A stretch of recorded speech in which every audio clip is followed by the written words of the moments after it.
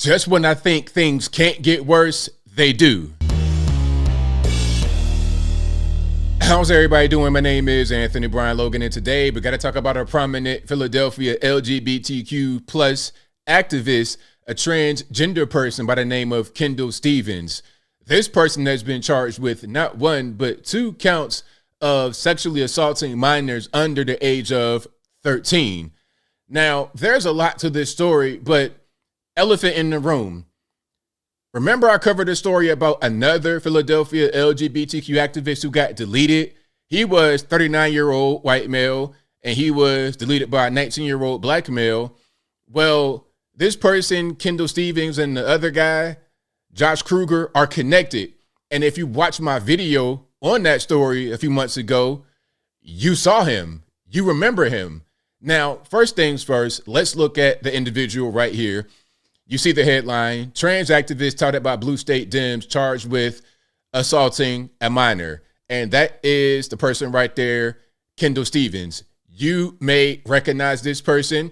And if you don't, I'm going to show you the original video from back in October where you saw him. Remember, white guy got deleted in his house by a 19-year-old. He was an LGBTQ activist. He was in the community. Let's watch this. Then we're going to just bring it on home and get to the new allegations against Kendall Stevens. In Philadelphia tonight, police have issued an arrest warrant for a suspect in the killing of a journalist and social justice advocate earlier this week. Ann Thompson has late details. Tonight, Philadelphia police are looking for this man, 19-year-old Robert Edmund Davis, wanted for the murder of journalist Josh Kruger. The 39-year-old Kruger was shot 7 times inside his home early Monday. Police say the 2 men knew each other. We believe that Mr. Kruger was trying to help Mr. Davis. Now, right away when I saw this video, I already knew what it was. Before any subsequent news stories came out, before the family spoke out and said what was really happening between the 2 of these people, before all that happened, I already knew what was going on. I knew that Josh Kruger, the white guy, was grooming the young black male. I already knew what it was. I already knew. And watch this. And they were acquaintances. He was just trying to help him just get through life. Kruger's friend Kendall Stevens shaken by the blood on his front steps. We're not going to let this fly. Now, this right here is Kendall Stevens, the very person I showed you at the beginning of the video, the very person who's being charged with not 1, but 2 counts of sexually assaulting minors under the age of 13. Okay, so do we see a connection? Do we see a pattern? Do we see it? You out here crying like you ain't doing the same thing. You know why this happened. Don't act like, oh, it's some kind of random act of violence and you don't know what's going on. You know exactly why this happened, because you, sir, were doing the same thing. I got to just relax. I got to relax. But this person was outside the house crying like he wasn't doing the same thing. I want to find out who did this to him. He was killed in cold blood. Now, I'm not making this stuff up. This is an article from back in October. That's the first guy that got deleted. The other guy, Kendall, was not deleted. He just in the penitentiary because he got, caught assaulting these kids. But this person obviously was grooming the young guy who deleted him before he got deleted. You see right here, team wanted for journalist Josh Kruger's death had been in a drug-fueled relationship with him. Now, before we keep on going about the other person, let's talk about Josh Kruger momentarily. Now, Josh Kruger was a homeless advocate, an LGBTQ activist. He was in the community and he had HIV. Plus, he used drugs before. So he was a drug addict and in the community and had the virus. The allegation from the family is that Josh Kruger, this adult, was threatening to release a sex tape of the young teen if he didn't do what he wanted as far as sexual favors and things of this nature. So then that caused the young man to go to his house and delete him. That's what happened. Okay. And I'm sure this person, Kendall Stevens, knew exactly what was going on. Let's get into the update here about Kendall Stevens. Remember, the very same person you saw outside of the other guy's house crying, talking about, oh, it's senseless and it's cold blood and we're going to find who did this.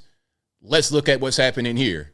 Details here. Philadelphia transgender activist identified as Kendall Stevens is now charged with sexually assaulting 2 children under the age of 13. Action News reporter Annie McCormick, she's live for us outside police headquarters with the new details we're learning about. Look, I just want to pause, man. People like this, man, they need to just go, man. Like, ain't no penitentiary, big rocks, little rocks, ain't none of that, man. Take them out back and just have it be done. If the allegations are true, which we can just put it together and figure out what's happening. People like this don't deserve to breathe oxygen. Yeah, Gray and Shari, disturbing details. Kendall Stevens was arrested today for the rape of a minor. Sources confirm that she is the same Stevens who is a prominent LGBTQ activist in the city.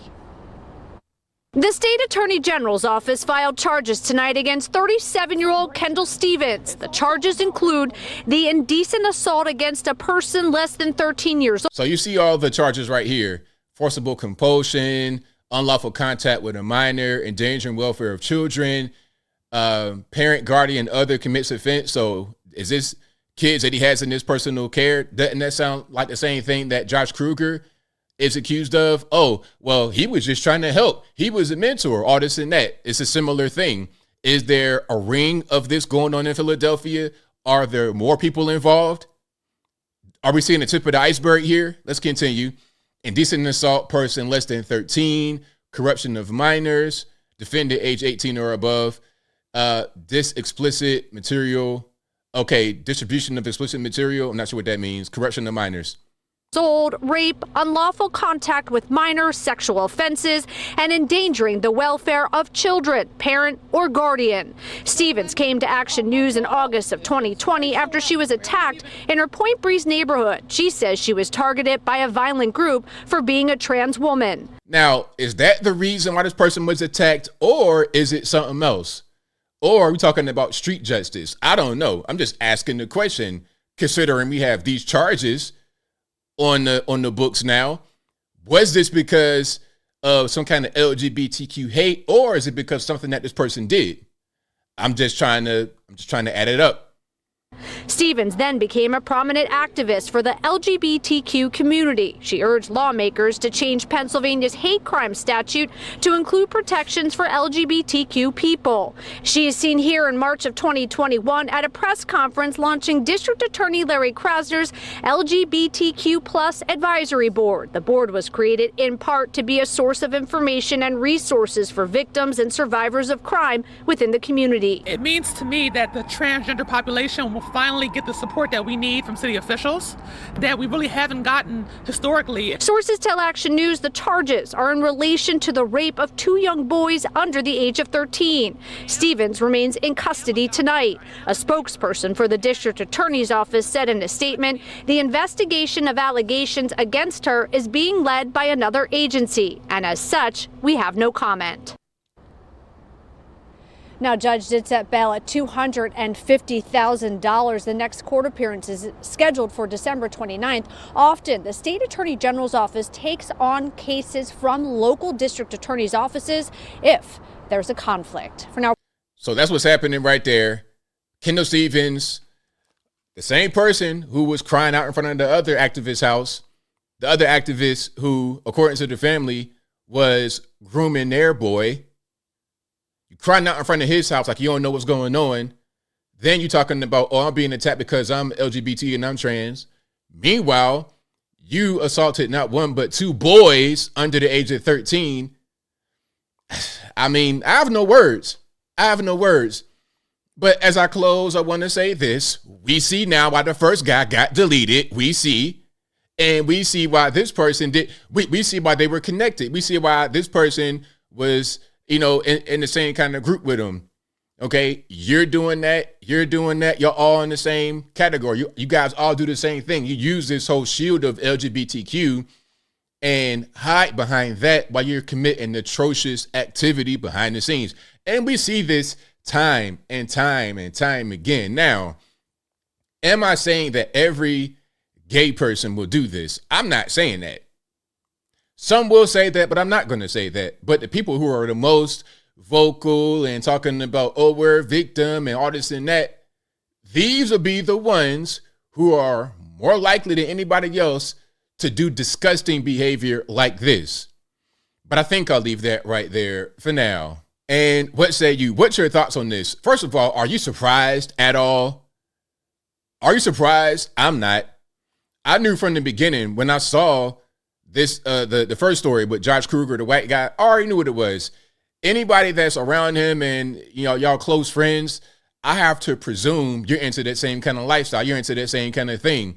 Okay, abusing minors, grooming young boys, that kind of stuff. I mean, listen, I'm not trying to hear about no LGBT rights. I'm not trying to hear about none of that.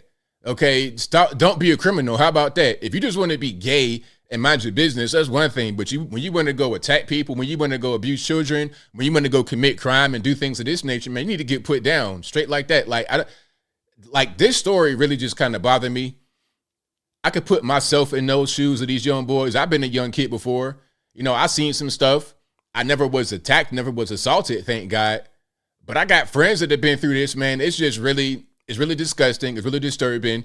And again, they hide behind the shield of LGBTQ to try and get away with this, to try and get sympathy for their kind of lifestyle so they can do things like this behind that shield without it being a whole lot of, suspicion. Like the police, I was talking about he was just trying to help him get through life. You don't see what's going on here, and nobody was able to stop what was happening. Whatever your thoughts are, please let me know in the comments below. And that's all I got to say for this video.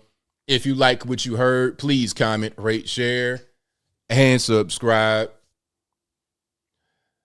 Peace.